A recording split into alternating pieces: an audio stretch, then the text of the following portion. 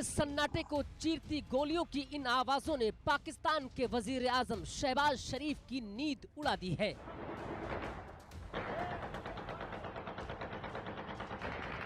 पाकिस्तान के army chief को tension दे दी है। पाकिस्तान की खुफिया एजेंसी आईएसआई के मुखिया को बेचैन कर दिया है। गोलियों की यह आवाज प्रमाण है तालिबान और पाकिस्तान के बीच जारी जंग अब और भीषण हो चुकी है। तालिबान ने पाकिस्तान को मिटाने की जो कसम खाई है वो उसकी तरफ तेजी से बढ़ रहा है। तालिबान और पाकिस्तान के बीच तोरखम बॉर्डर पर तनाव बढ़ता जा रहा है। दोनों तरफ से लगातार गोलीबारी हो रही है। बताया जा रहा है तोरखम में अफगान तालिबान बलों की गोलीबारी में कम से कम 3 पाकिस्तानी सैनिक घायल हो चुके हैं। तोरखम बॉर्डर 10 दिन से बंद है। इससे व्यापार रुका हुआ है। सीमा को फिर से खोलने की कोशिशें फेल होने के बाद दोनों पक्षों ने गोलीबारी की है। सीमा के पास दोनों तरफ नए निर्माणों के कारण हुए तनाव के बाद 21 फरवरी को सीमा बंद कर दी गई थी।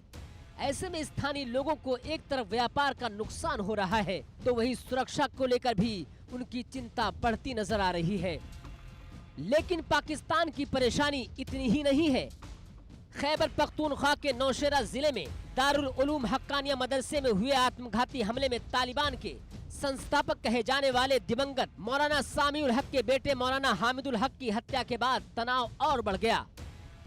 ये हमला शुक्रवार को जुमे की नमाज के बाद किया गया।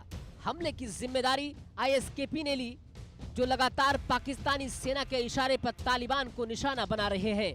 तालिबान ने मौलाना हामिदुल हक की हत्या के बदले की कसम खा रखी है।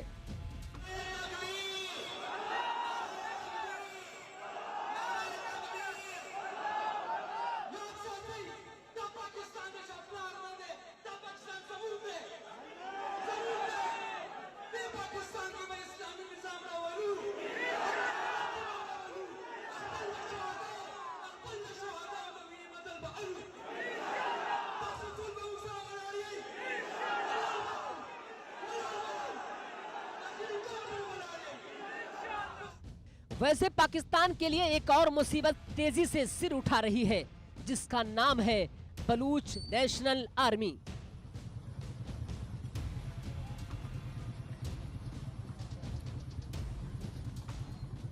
बलूचिस्तान और सिंध प्रांत में एक्टिव छोटे बड़े ग्रुप एक साथ आ गए हैं। बताया जा रहा है Baloch liberation army, Baloch liberation front, Baloch Republican guards और सिंध देश क्रांति सेना पाकिस्तान के खिलाफ एक साथ ऑपरेशन शुरू करने को तैयार हो गए हैं।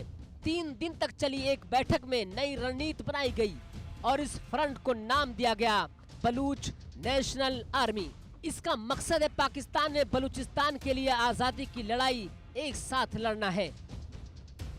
बलूच नेशनल आर्मी अपने अस्तित्व की लड़ाई लड़ रही है और अगर देखें तो बलूचिस्तान का जो एक आंदोलन है वो काफ़ी समय से चल रहा है। पाकिस्तान की सेना के ऊपर ये लगातार आरोप लगाए जा रहे हैं कि वो बलूचों को दबा रही है, उनका दमन कर रही है, उनका शोषण कर रही है।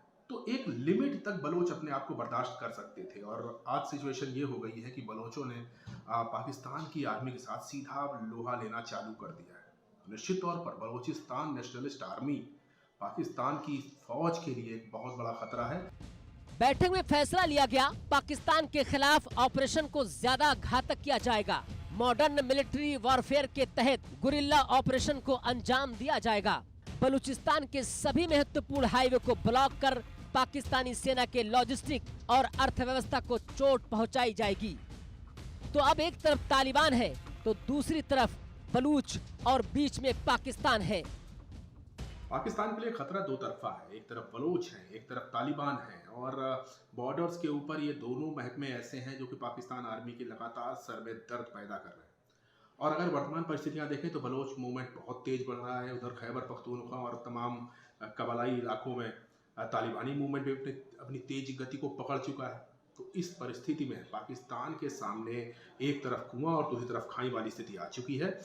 ये दोनों प्रदेश ऐसे हैं जो कि पाकिस्तान के सामरिक महत्व के हैं और इसी वजह से वो कोशिश कर रहे हैं दमन के द्वारा इन प्रदर्शनों को कुचलने की। लेकिन अब ये प्रदर्शन भर नहीं रह गए, ये सीधे सीधे पाकिस्तान के अस्तित्व के ऊपर एक हमला हो रहा है। पाकिस्तान के साथ साथ बलूच नेशनल आर्मी के निशाने पर चीन भी है। सीपैक के तकरीबन 122 अलग अलग प्रोजेक्ट बनाए जाने हैं, जिनमें hydro power project, dam, road rail network, special economic zone जैसी परियोजना शामिल हैं, जिनमें चीनी इंजीनियर और कर्मचारी काम कर रहे हैं। पहले भी ये बलूच विद्रोहियों के निशाने पर रहे हैं। चीनी इंजीनियरों और कर्मचारियों की सुरक्षा के लिए खैबर पख्तूनख्वा पुलिस ने नई सीपैक पुलिस यूनिट को तैनात किया था। साथ ही सेना की अतिरिक्त टुकड़ियों को भी प्रोजेक्ट में काम करने वाले चीनी इंजीनियरों और कर्मचारियों को सुरक्षा मुहैया कराने के लिए तैनात किया था। कई संवेदनशील साइट और जगह पर पाकिस्तान सेना की कमांडो यूनिट तैनात की गई है, लेकिन बलूचों के हमले जारी हैं और अब तो इनका नया गुट बन चुका है, जिससे चीन की सांसें जरूर अटक गई हैं। सबसे इंटरेस्टिंग एस्पेक्ट चाइना का है। अब चाइना के बारे में ये कह सकते हैं कि वो पाकिस्तान का बहुत बड़ा मित्र है, पाकिस्तान की हर तरह सहायता करने का वादा करता है, लेकिन फिलहाल चाहे बलोच नेशनलिस्ट मूवमेंट का वाकया देखें या फिर तालिबानों का अटैक देखें, हर जगह पर चाइना अपने आप को तटस्थ दिखाने की कोशिश करता है। यानी कि चाइना सीधे सीधे ये कोशिश कर रहा है दिखाने की कि वो व्यापार के लिए पाकिस्तान के साथ है, और व्यापार इस तरह का है जिसमें सिर्फ चाइना का फायदा हो और पाकिस्तान का शोषण किया जा सके। पाकिस्तान की अंदरूनी राजनीति में चाइना को बिल्कुल दिलचस्पी नहीं है, और अगर दिलचस्पी है भी तो वो सिर्फ तभी आती है जब बलोच या तालिबान सीधे सीधे चाइनीज नेशनल्स के ऊपर अटैक करते हैं। मतलब साफ है, पाकिस्तान की बर्बादी की स्क्रिप्ट रेडी है। पाकिस्तान का बलूच और तालिबान के डबल अटैक से बचना असंभव है। ऐसे में देखना होगा पाकिस्तान और उसका पाला आतंकी संगठन इस्लामिक स्टेट खुरासान प्रोविंस कौन सी नई साजिश रचता है। Bureau report, India news.